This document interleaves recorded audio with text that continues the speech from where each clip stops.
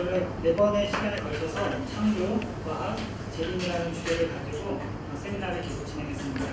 오늘은 이제 마지막 시간인데 그동안 여러분 들은 내용들을 간략하게 살펴보고 마지막 그동안 창조와 진화의 사이에 있었던 다양한 시대의 역사와 역사를 살펴보면서 거기가 교훈을 좀 배우고 앞으로 어떻게 살아야 될지 거기에 그런 앞으로의 사명이 어떤 것인지를 살펴보는 시간을 간단하게 갖도록 하겠습니다. 첫 번째 시간에 우리가 왜 창조과학을 연구하고 창조 세계를 탐색해야 되는가에 대해서 간단하게 말씀드렸는데 정로의 기단에 나오는 말씀처럼 우리가 하나님의 사랑을 알 수 있기 때문에 그리고 세 천사의 기별 중 첫째 천사의 기별에 나오는 말씀처럼 우리가 창조주를 경배하는 것이 바로 재림을 위한 준비이기 때문에 창조과학을 연구하고 창조 세계에 대해서 탐색해야 된다는 그런 말씀을 드렸었습니다. 그리고 또한 우리가 과학의 4단계에 대해서 간단하게 살펴보았는데 관찰, 그리고 가설을 세우고 실험을 통해서 이것을 입증하거나 틀릴 경우 다시 관찰, 가설, 실험 이 사이클을 계속 반복하면서 과학적 이론이 성립되고 우리가 과학적 사실이라고 말을 할 수 있는데 그래서 과학은 여러 가지로 검증 또는 제한 가능하고 그리고 또한 반증 가능해야 된다. 이러한 이제 과학의 정의가 많이 있었는데 그렇지만 검증, 제한, 그리고 반증 가능성에 대한 것으로만은 과학을 정의할 수 없다는 그런 과학 철학자들의 계속된 연구와 토론이 있어 왔습니다. 그래서 패러다임이라는 그런 주제를 가지고 이렇게 정상 과학이 자꾸 이상한 현상이 발견되면서 끊임없는 투쟁을 통해서 이상한 현상들이 새로운 이론으로 성립하게 되고 그 새로운 이론이 다시금 이전에 있었던 그 과학을 대체하면서 다시금 새로운 정상 과학을 형성하는 그래서 과학은 어떻게 보면 하나의 지식 체계 또는 관찰과 실험 등을 통해서 얻은 그런 지식의 체계이자 어떻게 보면 세상을 바라보는 하나의 패러다임이라는 말씀을 드렸었습니다. 그런 입장에서 볼 때 창조론과 진화론 역시 일종의 세계관 또는 패러다임의 문제인데 즉 이것은 바라보는 관점의 차이이지 이것이 어느 것이 더 과학이다, 어느 것이 더 과학적이고 틀렸다 이렇게 말할 수 있는 성질의 것이 아니라는 말씀을 드렸습니다. 왜냐하면 과학은 그 전에 말씀드린 것처럼 실증과학, 우리가 직접 테스트하면서 알 수 있는 그런 실증과학과 함께 우리가 테스트할 수 없는 작용과학으로 나눌 수 있는 기원과학으로 나눌 수 있는데 창조론과 진화론 둘 다 실증과학의 영역이 아니라 기원과학의 영역이기 때문에 이것은 우리가 세계관과 패러다임의 문제이고 직접 실험할 수 없으며 그래서 우리가 어느 것이 보다 논리적이고 타당한가 이 점에 의해서 살펴봐야 된다는 말씀을 드렸습니다.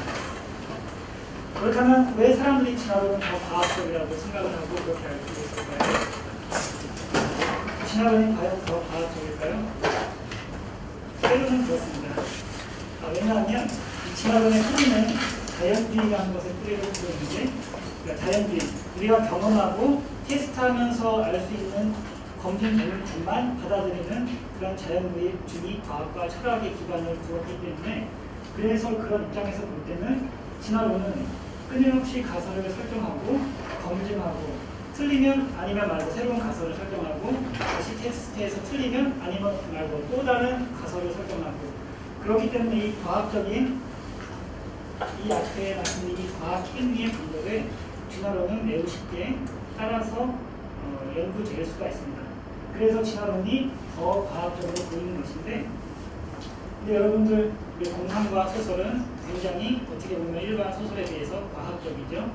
하지만 공상과학 소설이 과학적으로 보인다고 해서 그것이 사실은 아니고 이렇게 포기합니다. 그래서 우리가 어떻게 볼 때는 과학이 대부분의 경우에 있어서는 사실과 같지만 과학과 사실이 항상 일치하지는 않는다. 과학과 진리가 항상 일치하지 않는다는 것을 생각하고 과학은 다만 하나의 연구 방법 또는 그 방법론에 의해서 얻어진 지식들의 체계일 뿐이라는 것을 생각을 해야 됩니다. 그런 면에서 진화론은 더 과학적으로 보일 때도 있고 때로는 과학적이 아닌 경우도 많이 있습니다. 그리고 진화론 역시 자신들의 그 방법론을 이렇게 적용하지만 이 기원에 관해서 함부로 적용을 하면 안 되는데 그러한 큰 잘못을 범하고 있습니다.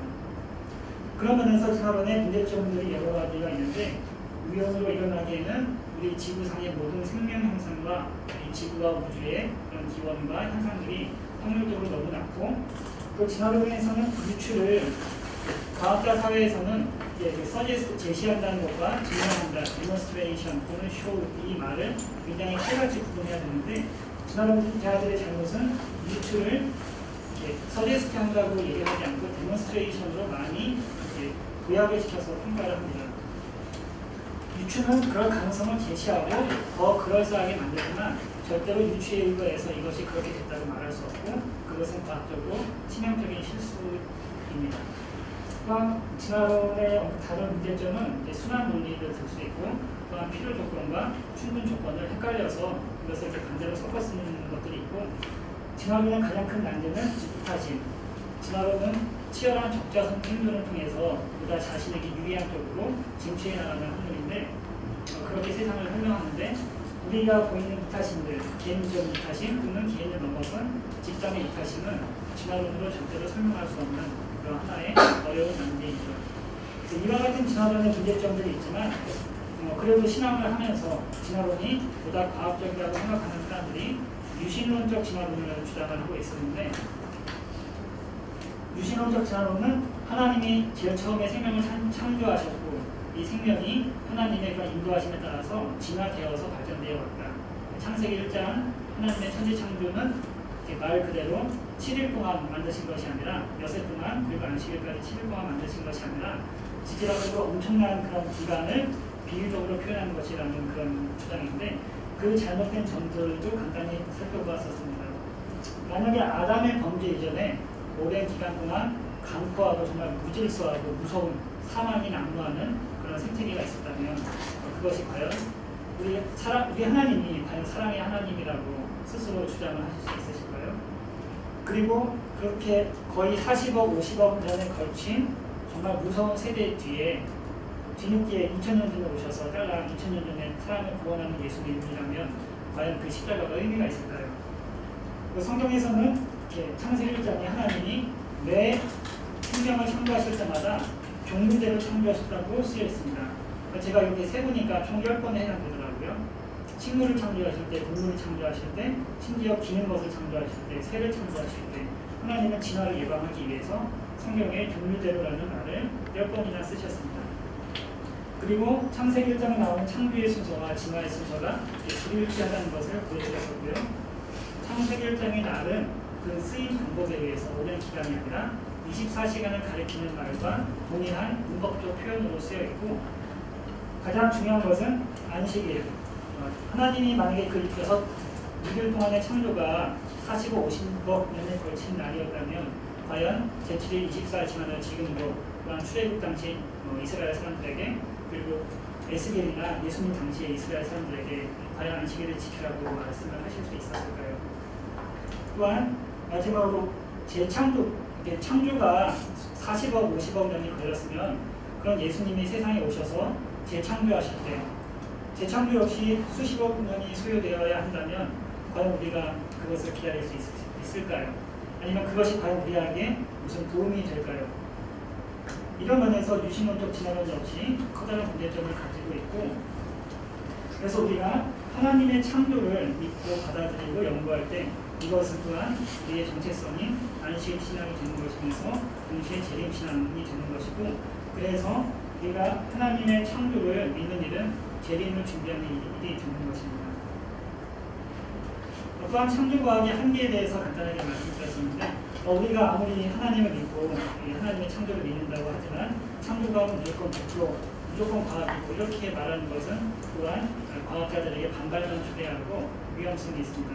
왜냐하면 창조과학 역시 이 창조론, 정밀하게는 창조론이 더 맞는 표현인데 기원에 관한 것이기 때문에 증명을 할 수가 없고 반증을 할 수가 없고 논리와 추론의 기반에서만 우리가 접근을 할 수 있습니다.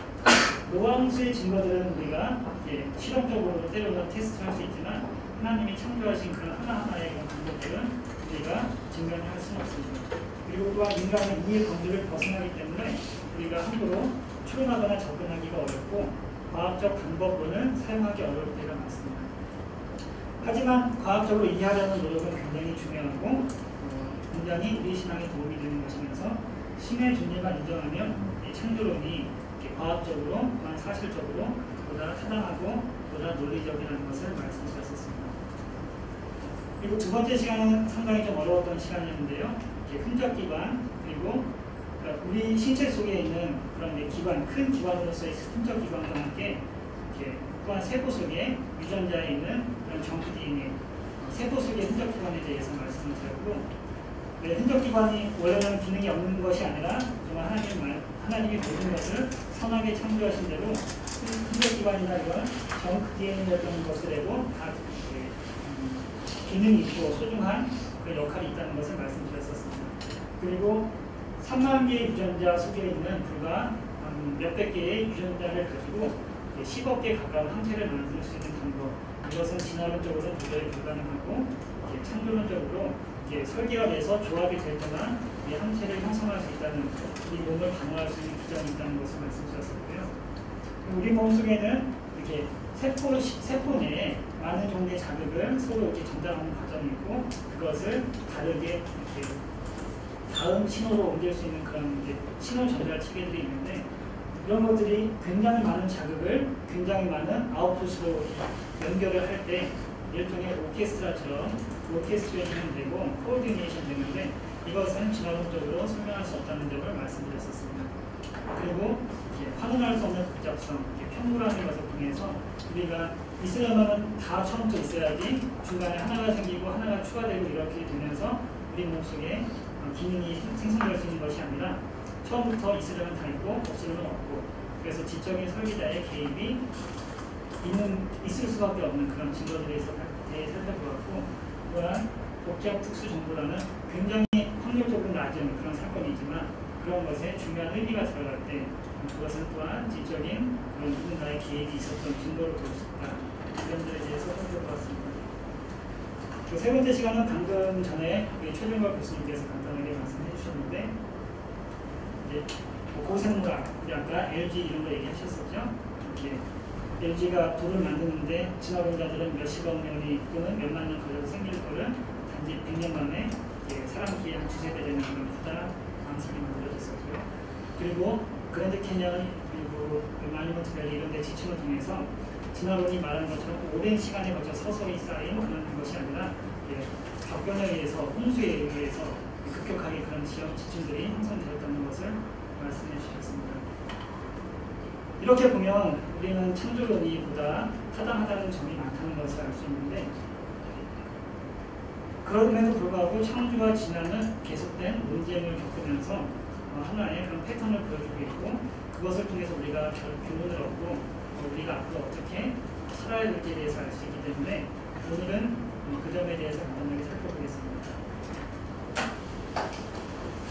왜 우리가 볼 때는 창조론이 더 이렇게 타당한 것처럼 보이고, 실제로 이것은 미국에서 경년 단위로 과연 사람들이 하나님을 믿는지 진화를 믿는지에 대해서 설문조사를 해마다 발표를 하는데, 여러분 이렇게 보시면 하나님의 창조하셨다, 지금과 똑같은 상태로 창조하셨다고 믿는 사람들은 한 40% 정도 되고요.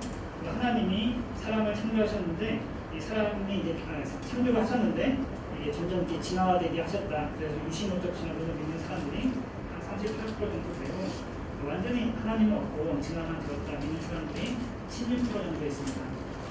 이게 다 합치면 하나님이 창조하셨고, 자기가 생명을 진화를 이끄셨던, 현재대로 창조하셨던, 아니면 외계인이 와서 이렇게 생명의 씨앗을 뿌렸다 이렇게 주장하는 사람들이 있는데, 다 합치면 92% 정도가 아직도 신의 존재 내지는 초월적인 그런 생명의 창조에 대해서 믿고 있습니다.